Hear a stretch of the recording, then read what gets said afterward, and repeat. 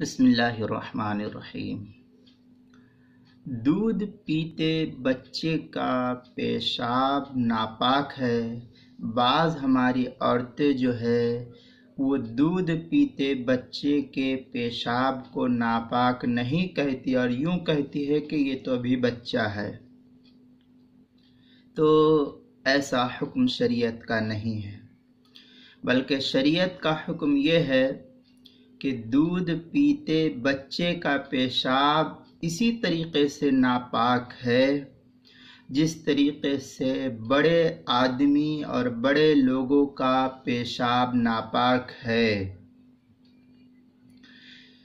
جس طریقے سے بڑے آدمی کا پیشاب ناپاک ہوتا ہے اسی طریقے سے اس بچے کا پیشاب بھی ناپاک ہے، چاہے تھوڑا ہو چاہے زیادہ۔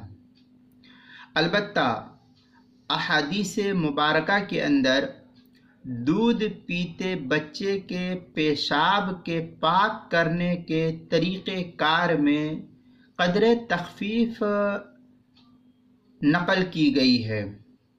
وہ اس طریقے سے کہ بڑے آدمی کے پیشاب کو پاک کرنے کے لیے تو دلک رگڑنا اور خوب اچھی طریقے سے نچوڑنے کی ضرورت پڑتی ہے، جس کو لکھا ہے فقہاء نے اپنے اپنے مقام پر۔ البتہ یہ دودھ پیتا جو بچہ ہے اس کے پیشاب کو پاک کرنے کے لیے محض اوپر سے پانی بہا دینا بھی فقہاء نے کافی لکھا ہے۔ زیادہ اس پیشاب کو رگڑ کر کے دھونے کی ضرورت نہیں، اس میں مبالغے کی ضرورت نہیں۔ مثلا اس طریقے سے یہ کپڑا ہے اور کپڑے کے اوپر اس طریقے سے جگ وغیرہ سے پانی گرا کر کے اس کو بہا دیا جائے تو بھی یہ کافی ہو جاتا ہے، اس کو اس طریقے سے رگڑنا ضروری نہیں ہے۔ یہ بھی اتنا فقہاء نے لکھا ہے کہ یہ فرق ہے دونوں میں۔ چنانچہ مسلم کی ایک روایت ہے، حضرت عائشہ رضی اللہ تعالی عنہ کی کہتی ہے اتا رسول اللہ صلی اللہ علیہ وسلم بصبی یرزو فبال فی